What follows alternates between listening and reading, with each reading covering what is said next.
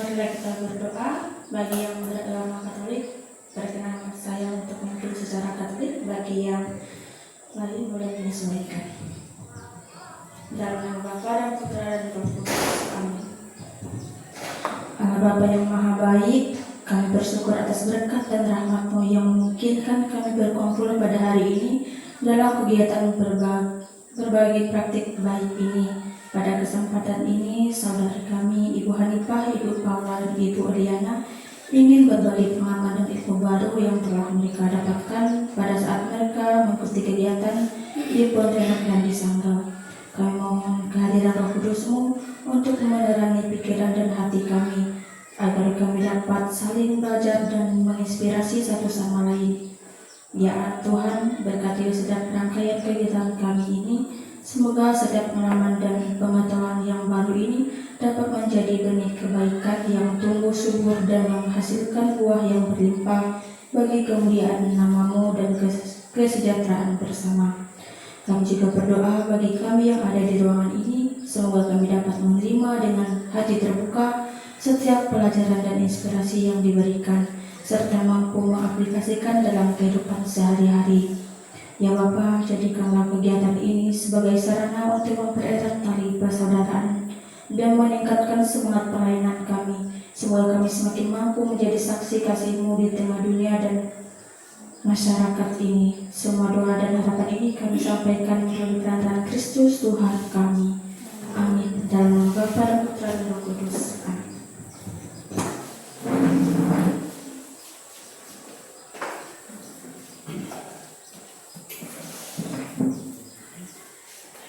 Terima kasih Ibu Miki yang telah memimpin doa. Semoga acara hari ini berjalan dengan lancar.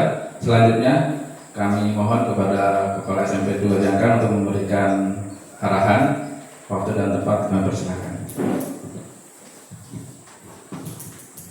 Terima kasih waktunya. Sebelumnya Assalamualaikum warahmatullahi wabarakatuh. Selamat pagi dan salam sejahtera bagi kita semua. Puji syukur kita panjatkan kehadirat Tuhan Yang Maha Esa bahwa pada pagi hari ini kita masih diberikan rahmat hidayah kesehatan sehingga kita semua bisa berkumpul di sini dalam rangka untuk mengikuti kegiatan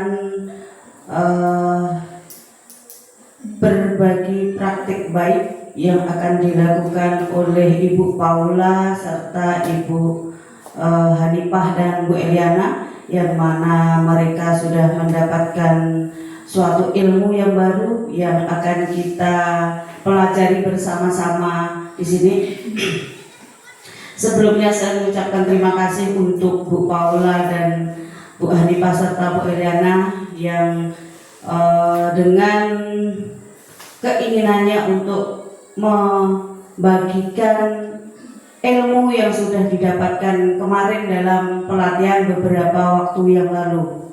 Untuk itu Ibu harapkan nanti ilmu yang sudah Ibu-ibu dapatkan ini bisa kita manfaatkan dalam proses pembelajaran hari ini dan seterusnya. Dan jikalau pada saat nanti penyampaian materi yang disampaikan oleh narasumber seandainya ada beberapa hal yang perlu dipertanyakan karena memang belum paham dan seterusnya, itu bisa kita berdiskusi bersama-sama. Dan ini adalah kesempatan yang baik bagi kita semua ya. Selain nanti kita mendapatkan ilmu dari ibu-ibu bertiga ini, Ibu juga nanti akan memberikan beberapa hal yang Ibu sampaikan. Ada 3, ini sudah ada 3 hal yang ada di depan saya. Nanti akan terakhir ya akan Ibu sampaikan. Yang pertama mengenai BGN, kemudian karena tahun depan kita ini akan diadakan lagi akreditasi sekolah, makanya harus kita cicil sedikit-sedikit agar nanti pada saat akreditasi itu tidak tergesa-gesa. Kemudian yang ketiga ini ada proposal kegiatan peringatan HUT PGRI yang ke-80 di Kecamatan Toba. Nah, ini 3 hal yang nanti akan Ibu sampaikan dan kita diskusikan bersama-sama bagaimana kedepannya ya, karena yang untuk BGN ini akan melibatkan tenaga guru ataupun tenaga kependidikan untuk terlaksananya BGN yang akan dilaksanakan di sekolah kita nanti mulai Senin depan ya. Nah, ini mungkin itu saja yang bisa saya sampaikan. Mudah-mudahan apa yang nanti disampaikan oleh Ibu bertiga bisa kita ambil manfaatnya, bisa kita ambil ilmunya agar kita bisa lebih baik ke depannya dalam proses belajar mengajar. Mungkin itu saja Ibu akhiri. Akhirul salam. Wassalamualaikum warahmatullahi wabarakatuh. Terima kasih Ibu Kepala Sekolah yang telah memberikan arahannya untuk kegiatan hari ini. Baik, Bapak Ibu, mungkin tidak berlama-lama kita sambut ya narasumber yang pertama. Nanti Ibu Paula Dwi Setianingsih yang akan menyampaikan implementasi on the job learning-nya tentang program pengembangan kompetensi bimbingan dan konseling. Ya, kemudian nanti secara paralel aja ya akan disambung dengan Bu Hanifah, Bu Eliana, dan selanjutnya Bu Hanifah. Pada narasumber kami persilakan di sini Bu. Tepuk tangan dulu dong.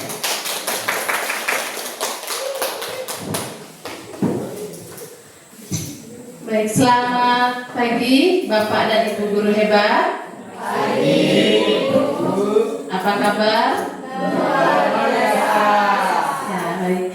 Terima kasih untuk waktunya yang terhormat Ibu Kepala SMP Negeri 2 Jangkam, Bapak Ibu yang saya hormati. Saya berada di sini berdiri sebentar saja untuk memberi sedikit pembuka. Bukan berarti mengajari Bapak dan Ibu, ya. Tetapi saya di sini belajar bersama Bapak dan Ibu guru. Saya yakin Bapak dan Ibu guru mungkin sudah pernah mendengar materi-materi yang akan saya sampaikan. Waktu itu di bulan September ada 4 hari, dari hari Selasa, Rabu, Kamis, Jumat. Tetapi pelaksanaannya hanya di hari Selasa dan hari Kamis. Itu kami selalu dari pagi sampai jam 10 malam, di hari pertama sampai jam 11 malam, Bu. Nah, jadi ada 7 modul yang kami pelajari di situ. Tadi sudah saya bagikan, ada 7 modul.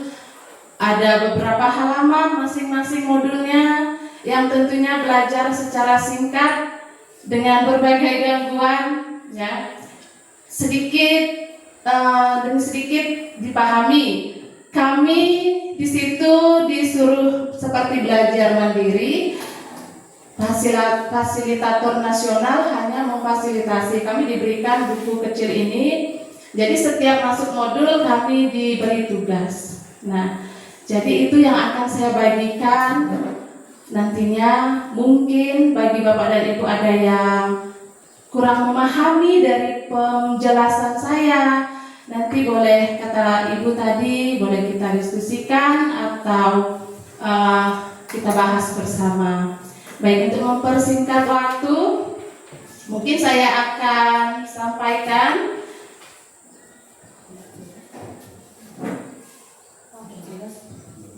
Ya. Jadi ada 7 jurus BK hebat. Nah, mungkin sudah banyak sekali bermunculan di TikTok ya tentang ini. 7 jurus BK hebat ini disiapkan oleh Kementerian Pendidikan. Untuk apa? Katanya tahun 2045 kita akan menciptakan generasi emas ya, generasi emas. Karena di tahun 2045 itu Indonesia berusia 100 tahun ya.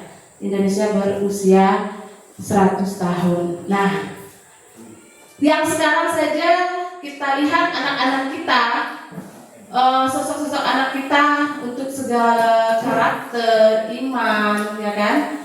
Karakter, iman dan sebagainya itu sangat sulit sekali kita bentuk. Apalagi nanti di tahun 2045. Nah, harapannya generasi emas itu tadi tidak hanya pintar. Saya izin duduk ya Ibu. Ya.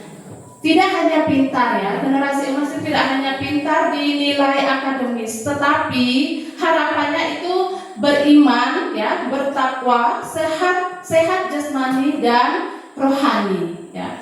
Punya kreativitas untuk membawa perubahan. Oleh sebab itu, Kementerian Pendidikan menyiapkan strategi khusus untuk mencapai mimpi besar di tahun 2045 nanti, yang bukan sekedar tadi yang secara akademis saja ya. Jadi Kementerian Pendidikan menyiapkan strategi untuk membantu kita mencapai mimpi besar. Jadi dibentuklah jurus ampuh ya, program 7 jurus BK hebat. Nah, ini dikembangkan melalui BK ya, dikembangkan melalui BK.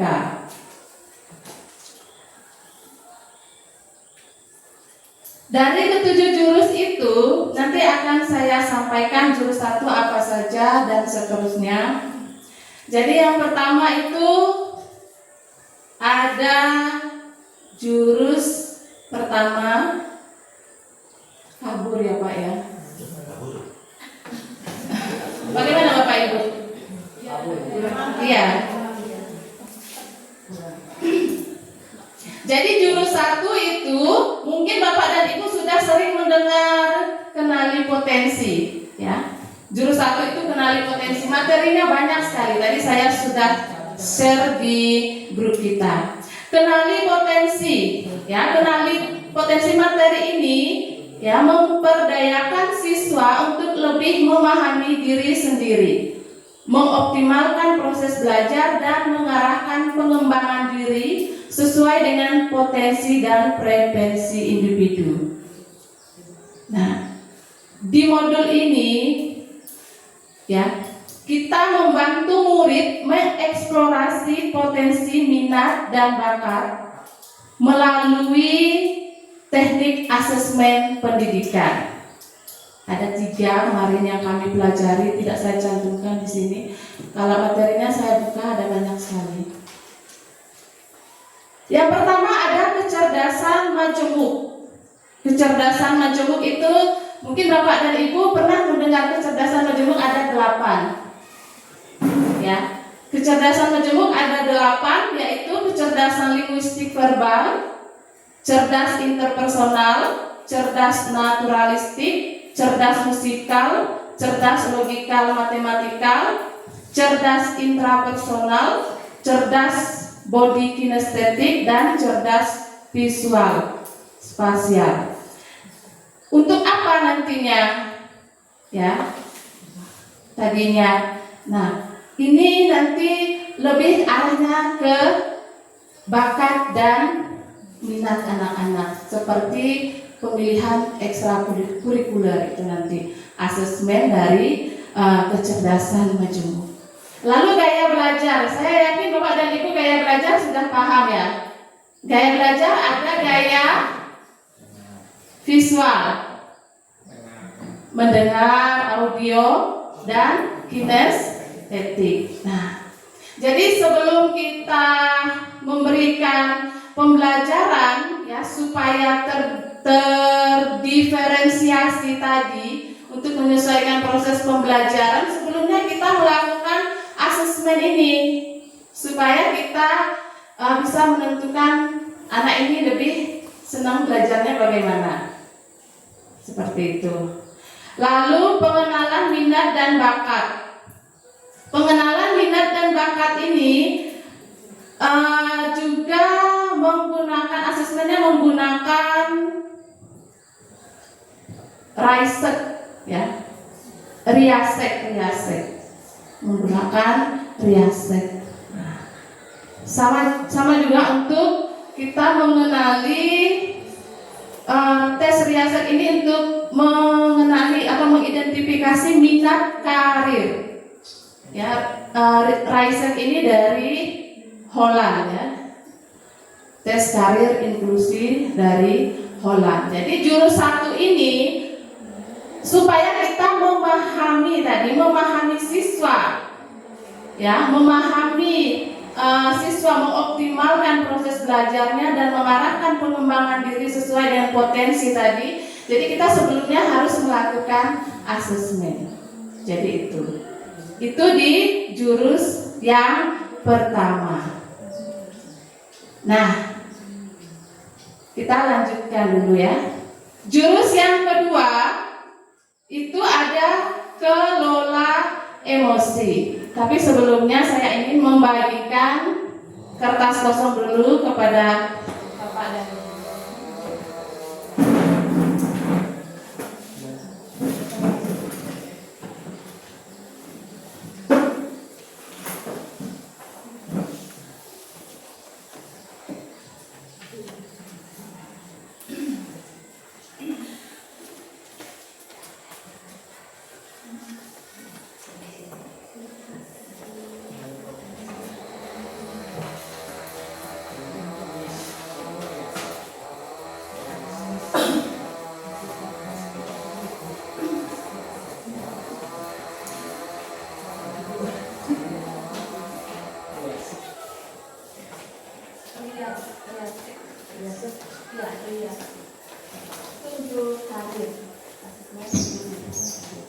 Baik, saya lanjut di jurus yang kedua, yaitu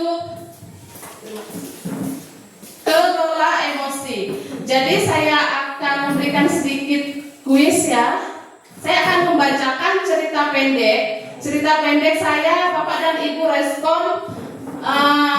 responnya mengeluarkan seperti amarah, cemas, kesal, atau sabar. Nah, instruksi saya, kalau Bapak mendengar cerita pendek saya, Bapak dan Ibu mendengar cerita pendek saya merasa marah, kesal, silakan Bapak dan Ibu remas kertas yang saya berikan tadi.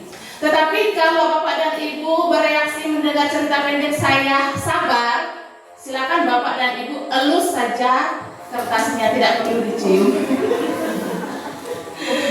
Saya buat sendiri cerita pendeknya, tidak ada maksud menyinggung siapa saja, tidak ya. Tetapi hanya untuk kebutuhan, untuk melihat emosi dari Bapak dan Ibu ya. Baik, bisa saya mulai?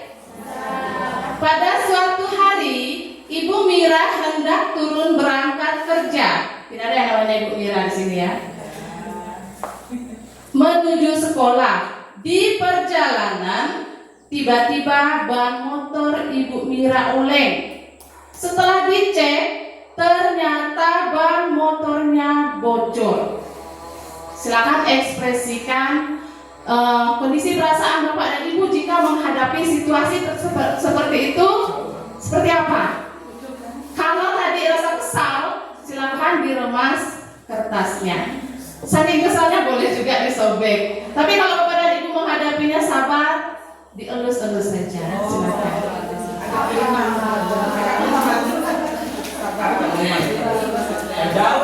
Baik, sudah jauh ini ya perjalanan seperti mungkin yang dialami oleh rekan kita ya, yang jauh dari SP.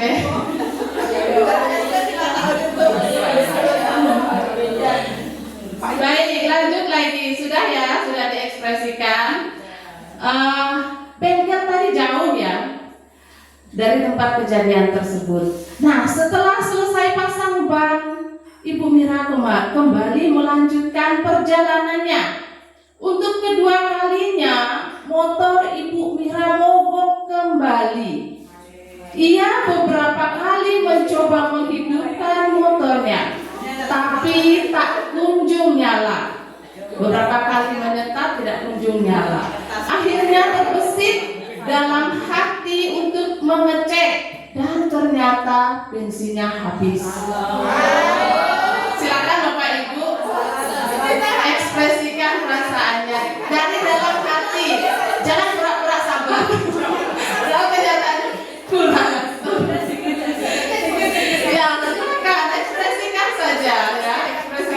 ya. Baik, sudah ya. Saya lanjutkan lagi. Tadi sudah diisi ya. Bensinnya habis. Nah, setelah berusaha menyeret, akhirnya bertemulah dengan kios bensin. Nah, Ibu Mira kembali melanjutkan perjalanannya dan pada akhirnya tiba juga di sekolah ya. Hari itu juga Ibu Mira piket dan kembali berhadapan dengan muridnya yang terlambat.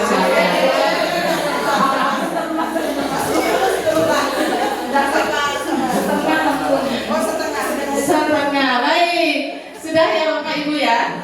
Sudah diekspresikan. Boleh nggak diangkat kertasnya Bapak Ibu? Agak tinggi, ada nggak ya? Lulus, oke baik. Saya mungkin boleh memulai dengan Ibu Kepala Sekolah ya. Nah, lalu ini beberapa pertanyaan kuisnya. Kan tadi saya tanya kondisi kertasnya bagaimana. Nah, saya persilakan Ibu dulu. Dari 3 tadi itu ya ceritanya, Ibu sangat sabar sekali. Mungkin silakan dibagi Ibu. Baik, terima kasih. Ini belum saya sentuh dari tadi. Saya mulus ya, biar mulus. Siapa tahu nanti dapat surprise dari Paula. Jadi yang pertama, yang bannya bocor, ya kebetulan kalau secara kenyataannya rumah saya dekat. Jadi kalau misalnya pas di jalan ini bannya bocor, tinggal nelpon suami, suruh ngantar. Nah, kemudian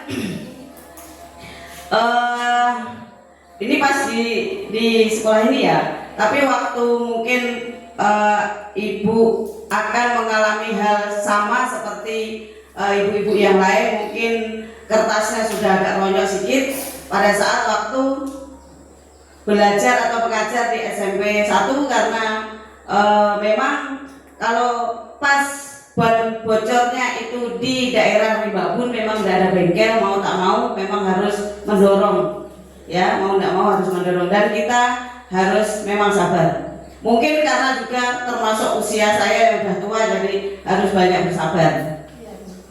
Kemudian untuk menghadapi kasus yang kedua yaitu mogok di jalan gara-gara bensinnya habis dan tentu saja sebelum berangkat ke sekolah sehari sebelumnya atau sore hari itu sudah saya cek dulu. Jadi kondisi karena mungkin sudah 2 hari tidak ngisi minyak, jadi sore harinya saya cek dulu minyaknya masih ada atau tidak. Jadi alhamdulillah sampai pada saat ini untuk kasus kehabisan minyak belum pernah untuk dari rumah sampai ke sekolah.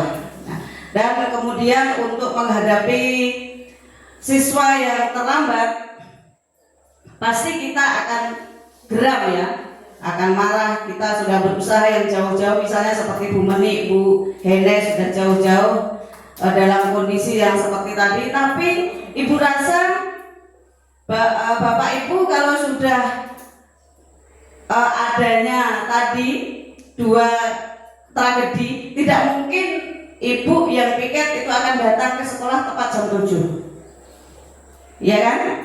Nah, kalau misalnya Ibu piket datang tepat jam 7 berarti bengkelnya jam berapa bukanya? Ataupun bensinnya, toko bensinnya, warung bensinnya jam berapa bukanya? Nah ini. Nah kemudian tentu saja sampai di sekolah pun tidak akan tepat waktu. Saya rasa sudah lebih dari jam 7. Nah kemudian untuk anak-anak yang sudah terlambat, ini memang sudah terlambat sekali anak-anaknya. Ya, mungkin sudah sampai 7:30 itu anaknya baru datang ke sekolah. Dan kalau saya melihat ada siswa yang memang terlambatnya sudah seperti tadi itu, tentu saja akan diberikan sanksi. Ya, apakah sanksinya berupa mengut sampah ataupun menyapu dan seterusnya. Ya, ini memang ada rasa jengkel karena sudah ada tata tertib yang sudah dilaksanakan dan sudah tercantum di sekolah kita. Ya, jadi karena ini mungkin umur saya yang sudah menginjak atau udah lebih dari 50 tahun, jadi rasa sabarnya sudah lebih dari pada saat masih seusia Bu Sonia ataupun Mingki ya, yang emosinya sudah meletup-letup, yang masih meletup-letup. Nah, mungkin itu saja tanggapan yang bisa saya sampaikan untuk tiga perihal tadi. Ya, mungkin itu saja Bu Paula, terima kasih waktunya. Itu tangan dulu untuk Ibu. Baik, terima kasih Ibu. Tadi boleh mungkin satu lagi, karena yang Ibu tadi kan mulus, jadi saya minta yang dironyok seperti yang Ibu katakan tadi, ingin mendengar dulu lah dari yang muda-muda bagaimana emosinya, karena tadi saya lihat ada di remes-remes ya. Silakan mungkin Ibu share saja dulu ya. Baik, terima kasih atas waktunya. Mengenai 3 kejadian tadi ya Bu. Ya, betul. Oke. Yang pertama itu Ban bocor. ban bocor ya. Iya, ban bocor itu saya berpikirnya masih sabar karena saya berpikir oh ini mungkin rezeki untuk si tambal bannya gitu kan. Masih berpikir seperti itu. Yang kedua bensin habis. Yang kedua bensin habis itu, di situ saya agak sudah sudah mulai emosi, makanya kertasnya sudah seperti ini hasilnya ya. Karena 2 musibah atau 2 kejadian itu terjadi di satu hari gitu Bu. Apalagi saya jauh gitu kan, saya sudah berpikir ke situ. Dan untuk yang ketiga, di kondisi seperti itu saya sabar. Maksudnya ada anak murid yang terlambat, saya jadikan itu ada masalah pribadi saya nih, bannya bocor dan bensinnya kehabisan di jalan, sudah di situ saja. Jangan dibawa masalah itu ke sekolah. Jadi seperti itu Bu. Kesimpulan dari saya.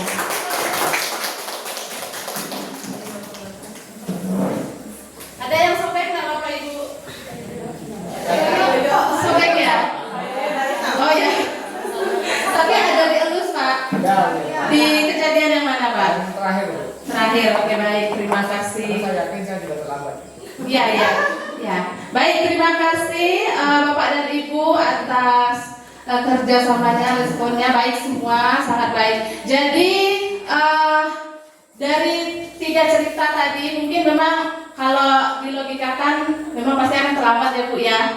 Tetapi ini hanya untuk saya meluapkan, mencoba perasaan dari Bapak dan Ibu jika menghadapi kejadian tersebut. Nah, kejadian pertama, ban motornya tadi bocor, kehabisan bensin seperti yang Ibu kepala sekolah sampaikan, sebenarnya itu adalah kelalaian dari kita sendiri. Ya, Ibu tadi sudah sangat baik, cek dulu minyaknya ada enggak. Nah, kalau ban motor bocor itu kita tidak bisa mengantisipasi terlebih dahulu, ya kan? Nah, jadi ada emosi lalai, ada emosi sabar tadi. Seperti yang Bapak Ibu ekspresikan di terakhir, ya, di terakhir menghadapi siswa yang terlambat. Nah, kita sebagai guru profesional, ya, guru yang profesional, memang kita harus sabar. Kita tanyakan dulu mengapa anak itu terlambat.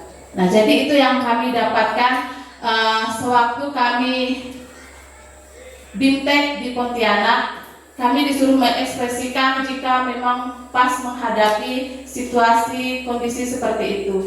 Kita tidak langsung, bukan kita ya seperti yang dikatakan Ibu Dewi ya, di kota jauh ya. Nah, Kita kan biasanya, apa kamu terlambat? Pasti seperti itu. Kita juga jadi ikutan emosi, apalagi kita menghadapi kejadian seperti yang tadi saya berikan ilustrasinya, pasti kita emosi. Nah, jika kertas itu adalah siswa kita, bagaimana seharusnya kita bersikap? Nah, sikap Bapak dan Ibu tadi sudah sangat profesional, sabar semuanya. Nah, dikelola emosi ini kita memang dilatih harus sabar. Karena capaian dari jurus kedua ini terampil menerapkan bimbingan langsung di kelas untuk membantu murid mengelola emosi dan stres akademik. Tidak bisa kita pungkiri, murid kita juga stres belajar dari pagi sampai siang. Nah, jadi kami diberi ada konsep sel. Ada konsep sel dan 5 kompetensi sel, ada EMC 2 dalam pembelajaran sel. Ya, jadi ini kalau sel itu pembelajaran sosial emosional. Ya, pembelajaran sosial emosional itu sel. Nah, di sini pakai bahasa Inggris semuanya itu. Jadi yang berwarna-warni itu dalam, tapi tidak jelas sama sekali ya, atau saya mungkin tidak bisa membesarkannya ya.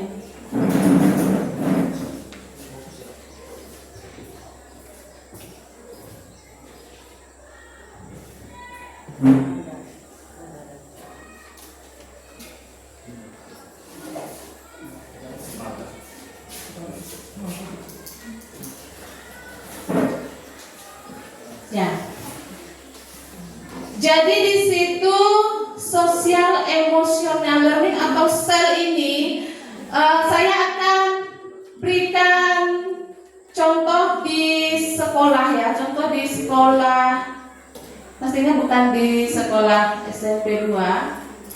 Jadi untuk mengatasi siswa yang stres akademik, emosi tadi, kalau saya lihat Bapak dan Ibu waktu video UKIN itu sudah melakukan simulasi habis memberi materi ya, ada suruh menempel perasaan setelah mengikuti layanan pembelajaran tersebut, jadi layanan kan pembelajaran tersebut. Nah, jadi sudah menggunakan simulasi emoji tadi. Nah, jadi di sel itu ada yang biru, warna biru. Warna biru itu ada menyadari diri, ada mengelola diri. Terus yang warna hijau ada mengambil keputusan yang bertanggung jawab. Terus yang warna ungu itu ada terampil berelasi dan peduli sosial. Nah, bagaimana langkah pengimplementasiannya? Bapak dan Ibu, seperti yang saya katakan, sudah melakukan simulasi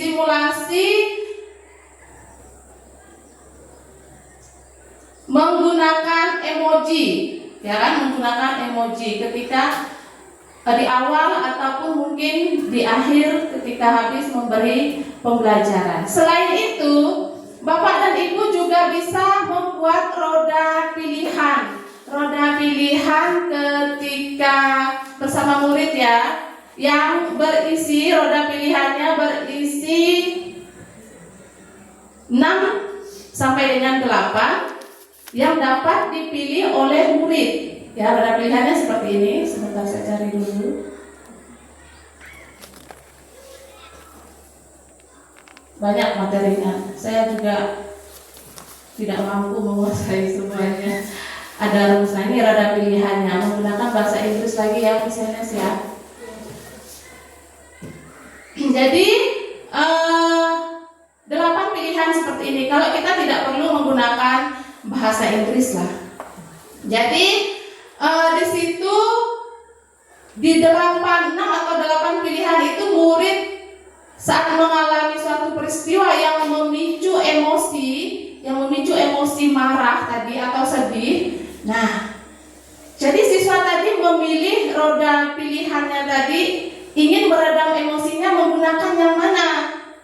Ya, menggunakan yang mana? Apakah menggunakan roda pilihan apolges ya, misalnya ya, betul nggak sih? Kelihatan nggak itu? Nah, silakan memilih, atau mungkin walk away, pergi gitu kan? Ketika rasa emosi dengan teman nih, bersama temannya, mancing emosi tadi kan? Pergi, tinggalkan. Nah, jadi anak-anak kita arahkan untuk meredam dari emosinya, silakan pilih roda pilihan penanganan dari emosi mereka tadi. Selain menggunakan simulasi yang pakai emoji seperti ini tadi, perasaan dari peta emosi yang sudah Bapak Ibu terapkan. Nah, ini ada excited, happy gitu kan. Nah, selain memilih dari 8 roda pilihan, kita sepakati bersama anak, Bu, kalau saya emosi saya menggunakan yang ini.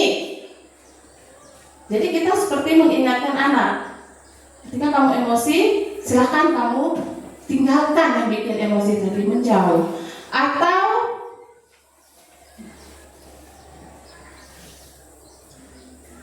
jeda dan pemilihan aksi tadi ya. Nah, tadi maksudnya jeda dan pemilihan aksi, yaitu tadi aksi dari 8 ini roda pilihan tadi. Jeda dulu. Tapi kan kalau dipraktekkan mungkin tidak ingat tadi ya. Anak-anaknya tidak ingat apa yang saya pilih waktu itu, roda pilihan dari penanganan emosi saya supaya saya tidak emosi. Nah, atau mungkin tarik nafas seperti yang saya bilang itu, tapi jangan pula lupa menghembuskannya, besoknya pula menghembuskannya kan. Nah, tarik nafas sambil menghitung mundur dari 10 sampai dengan 0. 10 itu mundur sampai dengan 0. Jadi seperti itu. Ini untuk jurus dari kelola emosi tadi ya. Jadi jurus-jurusnya ini supaya ya kita membantu anak-anak dalam mengelola emosi mereka supaya tidak mengganggu stres ketika dia belajar. Selain itu juga dari EMC2 ini ada juga teknik mindfulness ya, critical inquiry ya, susah sekali ya nyebutnya ya.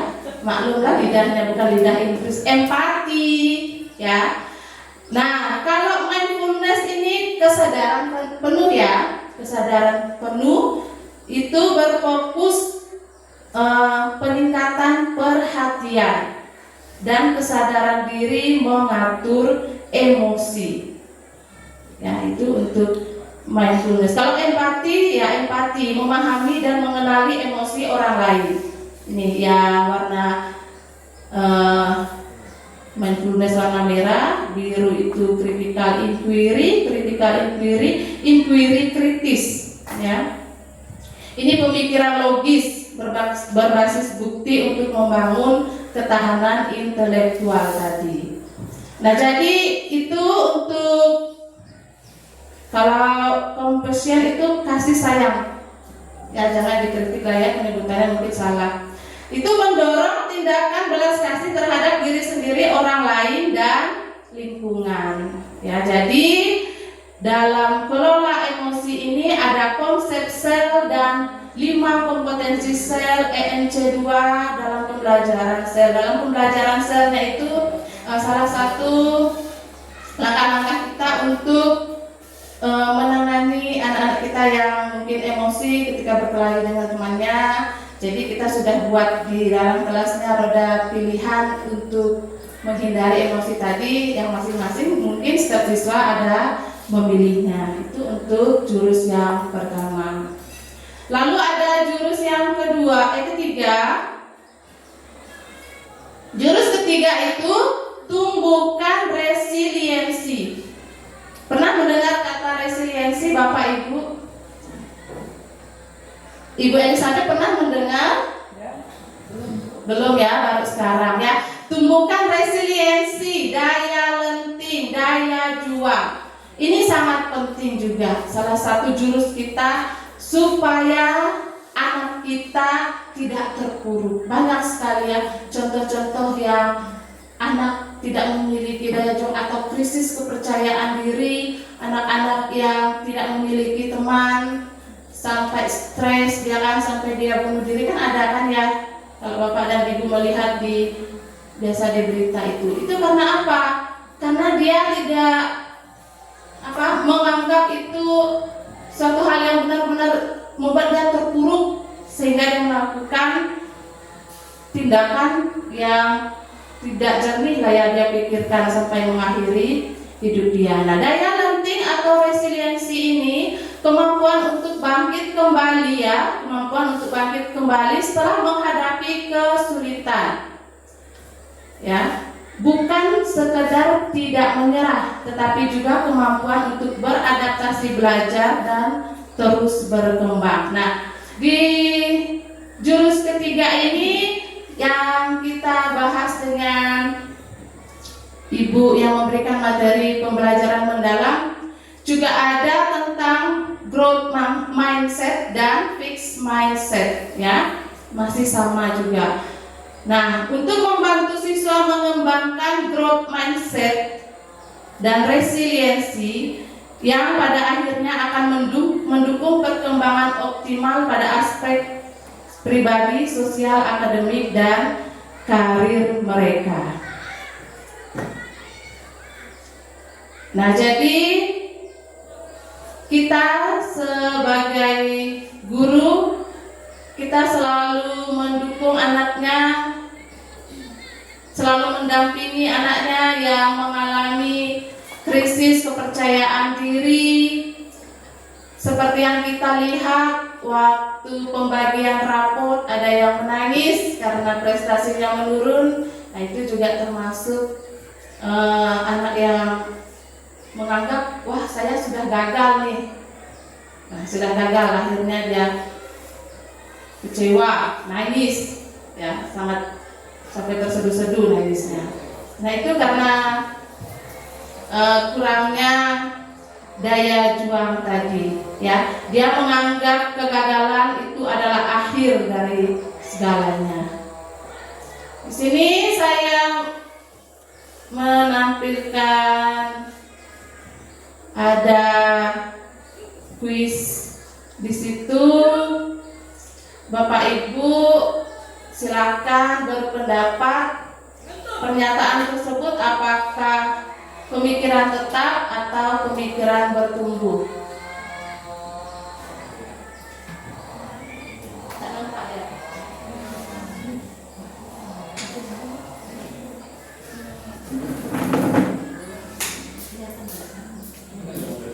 Baik, saya bacakan. Saya percaya bahwa kecerdasan dasar saya adalah sesuatu yang tidak dapat saya ubah terlalu banyak. Apakah itu termasuk grow atau fix, Bapak Ibu?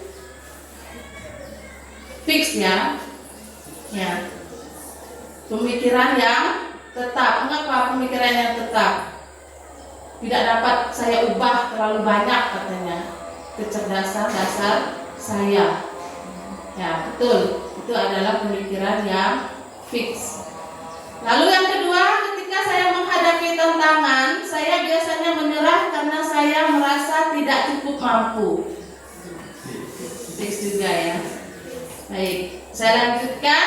Saya percaya bahwa saya dapat meningkatkan kemampuan dan bakat saya jika saya berusaha dan bekerja keras. Ya, betul sekali Bapak Ibu.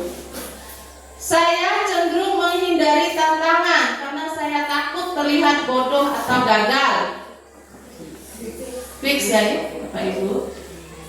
Saya melihat kegagalan sebagai kesempatan untuk belajar dan tumbuh, bukan sebagai bukti ketidakmampuan saya.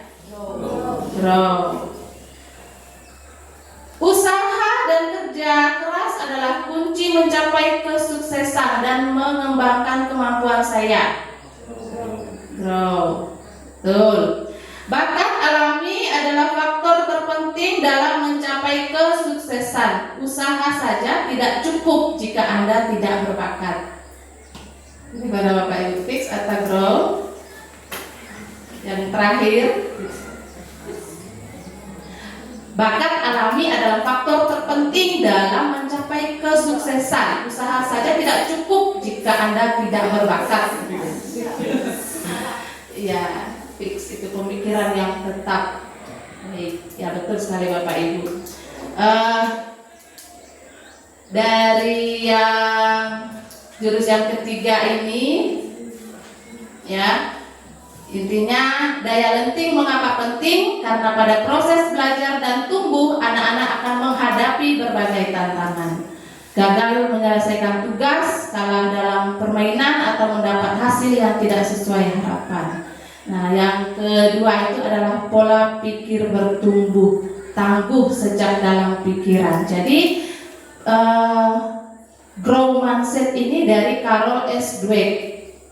Dia memperkenalkan konsep grow mindset, yakni keyakinan bahwa kemampuan bukan bawaan lahir, ya, kemampuan bukan bawaan lahir, tetapi bisa dikembangkan melalui latihan, strategi yang tepat dan dukungan orang lain.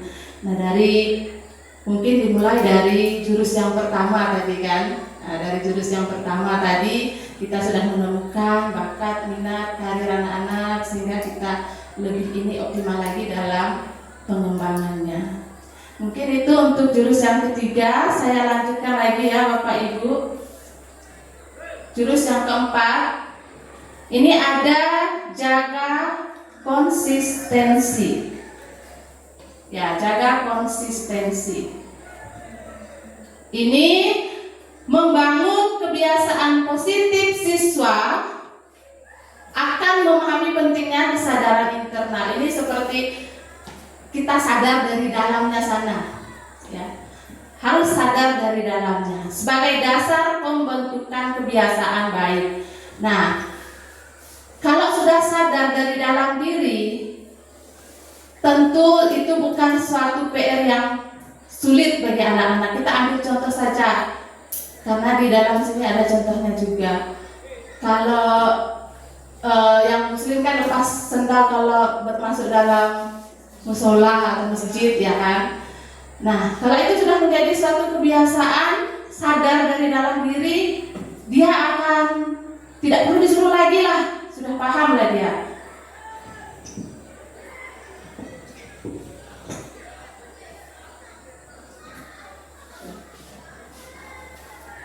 Nah, jadi ini gambar seorang anak sedang menyusun sandal, ya, menyusun sandal sangat rapi, anak SD sepertinya. Nah, ini dari jurus ini, ya, mungkin mengajak kita membentuk anak itu jangan dengan paksaan, tetapi dengan kesadaran internal mereka. Nah, kalau paksaan itu kan menciptakan kepatuhan eksternal jangka pendek, seperti yang Bapak sampaikan, ya, ada yang jangka pendek, jangka panjang. Terus sering kali dilakukan tuh karena takut, ya, karena takut, pemberontakan dan emosi negatif seperti stres, penurunan motivasi intrinsik. Motivasi akan hilang segera setelah tekanan eksternal menghilang. Itu kalau paksaan. Kebiasaan jarang diinternalisasi menjadi nilai atau keinginan pribadi. Kita ambil saja contoh. Anak itu dalam hatinya, kembali lagi maaf ya Bapak Ibu, saya ambil contoh sholat saja lah ya. Karena kan sholat boleh juga, doa secara Katolik dan itu boleh juga. Jadi saya ambil contohnya seperti ini. Si Edo disuruh mamanya sholat nih, padahal di dalam hati dia sudah mau nih, dia sudah mulai ambil wudhu gitu kan ya. Tapi mamanya dari dalam kamar atau dari dapur mungkin sudah teriak, Edo jangan lupa sholat, katanya. Mendengar ada paksaan itu, lalu Edo itu hilang rasa inginnya tadi, karena seolah-olah itu kayak apa ya, dipaksa, padahal dia sudah ada niat di dalam hatinya. Ya. Nah, jadi itu antara paksaan dan kesadaran internal. Kalau kesadaran internal ini melibatkan pemahaman, penerimaan dan keinginan internal untuk melakukan tindakan tersebut selaras dengan nilai-nilai pribadi. Benar-benar dia sudah sadar. Dan nah, ini juga dikatakan mengapa kampanye bahaya rokok gagal. Bapak-bapak mungkin ada tahu nggak? Mengapa kampanye rokok gagal? Atau mungkin ada larangan dilarang memasuki kawasan ini. Yang biasanya dilarang ingin sekali dicoba. Nah, mengapa kampanye rokok ini gagal? Karena itu termasuk apa Bapak Ibu? Kayak paksaan gitu kan ya. Sama kayak kita bilang, berhenti merokok. Kayak paksaan. Mereka malah semakin. Karena mereka belum memiliki kesadaran internalnya tadi. Kampanye rokok ini tidak berhasil atau gagal karena seperti memaksa. Tetapi ketika dilakukan pendekatan alternatif ya, murid disuruh menemukan dan mengungkapkan kebenaran tentang industri rokok dengan memfasilitasi riset dan persentase oleh murid ya. Nah, kampanye ini bisa berhasil membangun kesadaran dalam diri, mengungkapkan fakta-fakta manipulatif dan dampak negatif rokok oleh teman sebaya. Ternyata jauh lebih efektif dalam mengubah perspektif dan perilaku dibandingkan taktik berbasis ketakutan. Nah, jadi itu jurus dari konsistensi tadi. Seperti yang dipaksa itu tidak enak lah ya. Paksaan berlawanan dengan kesadaran internal. Jadi itu untuk jurus yang keempat. Saya lanjutkan jurus kelima, yaitu jalin koneksi. Jalin koneksi. Materi ini memastikan bahwa guru BK dan guru non BK mampu menjalin koneksi dan melakukan komunikasi empatik untuk memberikan dukungan awal kepada peserta didik sesuai kebutuhan psikososial mereka.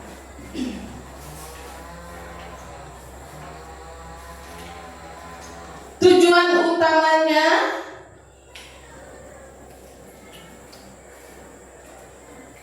sama ya, bentar ya Bapak Ibu.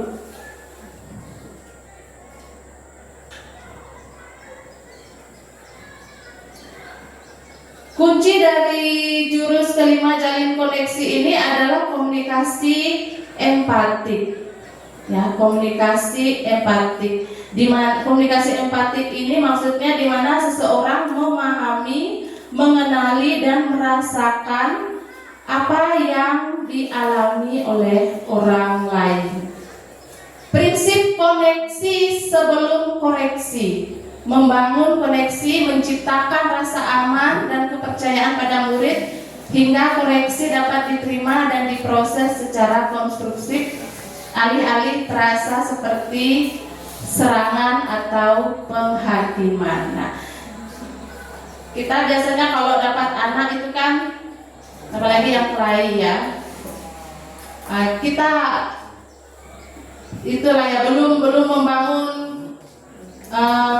koreksi dulu, kita langsung marah-marah sama anak itu kan, marah-marah sama anak tanpa kita tahu apa alasan anak itu berkelahi. Nah, di jurus kelima ini jalin koneksi, guru BK dan guru non BK ini diharapkan mampu menangani anak yang menghadapi berbagai masalah tadi seperti yang sudah guru wali diharapkan mampu menangani masalah anak. Nah, selain guru BK. Jadi untuk non guru BK mungkin bisa menangani masalah anak dengan menggunakan segitiga restitusi ya Bapak ya. Mungkin di guru penggerak seperti yang dikatakan kemarin sudah ya Pak ya, sudah lebih paham. Nah, kalau segitiga restitusi ini yang pertama ada menstabilkan identitas. Yang menstabilkan identitas ini maksudnya kita terima dulu lah anak itu dengan baik, dibiarkan tenang dulu. Kita jangan langsung memvonis misalkan anak itu berkelahi ya kan. Nah, kita tenangkan dulu dia. Itu yang pertama, menstabilkan identitas. Lalu validasi tindakan yang salah. Validasi tindakan yang salah. Jika sudah tenang ya, tadi kan muridnya kita bawa tenang dulu. Jika sudah tenang baru diberikan tindakan validasi, alasan melakukan kesalahan apa yang mendasarinya. Setelah itu yang ketiga kita menanyakan keyakinan. Menanyakan keyakinan di sini kesimpulan apa yang dilakukan menurut kamu benar atau salah. Lalu tanggung jawabnya kita tanya juga apakah mau berubah atau enggak. Seperti itu ya Pak ya, untuk segitiga restitusi untuk menjalin koneksi bersama siswa-siswi kita. Lalu untuk yang BK menggunakan konseling realitas. Jurus yang keenam ini bangun kolaborasi. Ya, bangun kolaborasi ini saya rasa secara tidak kita sadari sering kita lakukan. Di dalam kantor biasanya antara guru BK dengan guru mapel dengan kesiswaan sering ngobrol, kita bicarakan tentang anak. Ya, meskipun tidak resmi seperti yang sekarang kita lakukan. Nah, jadi bangun kolaborasi di sini agar guru-guru tersebut menguasai kompetensi sebagai penghubung antara berbagai pihak seperti keluarga, sekolah, masyarakat, dan media untuk membimbing karakter dan mengembangkan potensi siswa secara maksimal. Jadi tujuan pembelajaran ini berfokus pada kolaborasi antara guru, keluarga, sekolah, masyarakat, dan media. Guru diharapkan mampu mengidentifikasi permasalahan siswa dan merancang strategi pemecahan masalah melalui kolaborasi. Keterampilan yang akan dikuasai meliputi penerapan kolaborasi dan identifikasi masalah. Jadi itu kolaborasi yang dilakukan ya, indikator perlunya kolaborasi dalam penanganan masalah murid. Salah satunya yang pertama, masalah berulang atau kronis, itu yang perlunya kita adakan kolaborasi. Lalu yang kedua, masalah mempengaruhi banyaknya kehidupan murid, berpengaruh kepada yang lainnya. Yang ketiga, kebutuhan intervensi lintas konteks. Yang keempat, ada faktor berisiko tinggi. Yang kelima, dibutuhkan informasi atau dukungan dari pihak lain. Yang terakhir, kolaborasi membantu memahami masalah murid dengan baik. Itu indikator yang perlu kita adakan kolaborasi dalam penanganan masalah murid. Mungkin kita sudah melakukan, biasanya kita panggil orang tuanya, ya, kita berkolaborasi antara orang tua, kesiswaan, guru BK, bahkan kalau masalahnya seperti yang sudah ini kita sampai bawa ke kepala sekolah. Sudah berat. Terakhir, ya ini terakhir, ngantuk ya Bapak Ibu ya. Jurus terakhir ketujuh, menata situasi. Menata situasi ya, mampu mengoptimalkan seluruh ekosistem sekolah. Tujuannya untuk menciptakan iklim sekolah yang aman, nyaman, dan menggembirakan. Aspek kehidupan yang aman merupakan perwujudan lingkungan belajar yang bebas dari kekerasan fisik, psikis, perundungan, seksual, diskriminasi, dan intoleransi. Kebijakan yang mengandung kekerasan itu aspek pendidikan yang aman. Lalu aspek pendidikan yang nyaman adalah lingkungan belajar yang kondusif bagi pertumbuhan emosional dan sosial murid dengan dukungan guru yang empatik, mendukung rasa aman, lingkungan yang bersih dan nyaman. Pendidikan yang menggembirakan, menyediakan ruang bagi murid untuk bermain, berkarya, serta mengembangkan bakat dan minatnya sekaligus mendukung pertumbuhan sosial dan emosional mereka. Itu untuk menata situasi untuk menciptakan iklim sekolah yang aman, nyaman, dan menggembirakan. Baik, itu ke-7 jurus BK yang saya terima di Pontianak kemarin. Lalu setelah kami pulang dari Pontianak, kami disuruh mengimplementasikan juga kepada murid 2 jurus, terserah memilih jurus yang mana. Kemarin sudah saya ambil video di kelas 7, saya ambil jurus 1 dan jurus yang kedua. Jadi yang saya terapkan pada anak-anak itu kenali potensi, ya. Latar belakangnya saya mengambil untuk mengenali potensi, minat, dan bakat murid menjadi landasan utama dalam pembelajaran terdiferensiasi atau menyelesaikan proses pembelajaran. Jadi tujuannya modul di jurus 1 ini membantu murid mengeksplorasi potensi, minat, dan bakat mereka melalui teknik asesmen pendidikan, kecerdasan majemuk, gaya belajar, dan pengenalan minat dan bakat. Langkah-langkah implementasi mengenali gaya belajar: 2. Identifikasi kecerdasan majemuk. 3. Identifikasi minat karir. Lalu dampak pada pembelajaran untuk mengakomodasi beragam kebutuhan belajar murid, konten, proses, produk. Dampak pengembangan karir mengarahkan murid ke jalur karir yang sesuai dengan minat dan karakteristik mereka. Jadi saya mengambil kecerdasan majemuk kemarin, kecerdasan majemuk. Saya membagikan soalnya, soal pernyataannya menggunakan Google Form. Jadi kelas 7 yang saya ambil kemarin. Jadi seperti ini laporan tugas saya kemarin.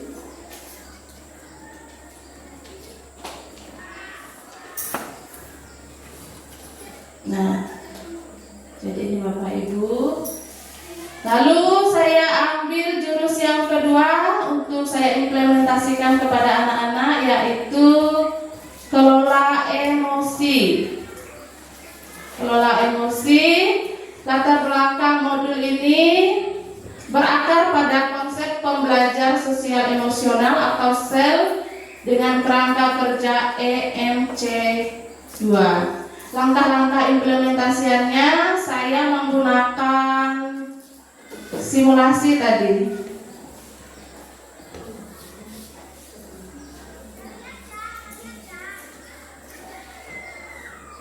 Nah, jadi seperti ini.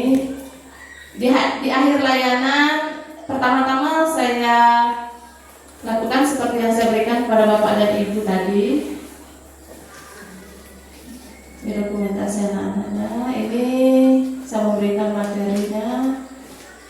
Lalu ini mereka mempraktekkan mindfulness dengan teknik 2 fat 1 breath, seperti itu ya. Lalu ini simulasinya. Nah, mereka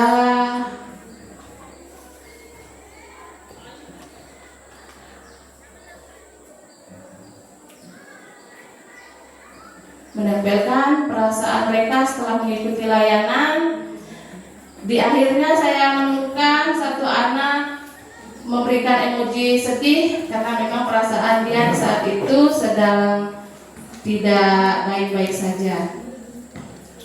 Dampaknya, kualitas respon kita terhadap suatu peristiwa akan menentukan kualitas hasil atau dampak. Baik, jadi itu yang dapat saya bagikan dengan Bapak dan Ibu guru hebat. Mungkin dalam penyampaian saya sulit Bapak dan Ibu pahami, nanti boleh Bapak dan Ibu buka kembali modulnya. Nanti boleh kita diskusikan bersama. Mungkin ini saja dari saya Ibu. Saya akhiri. Selamat pagi menjelang siang.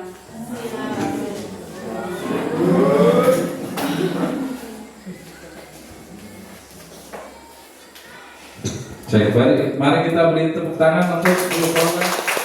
Luar biasa.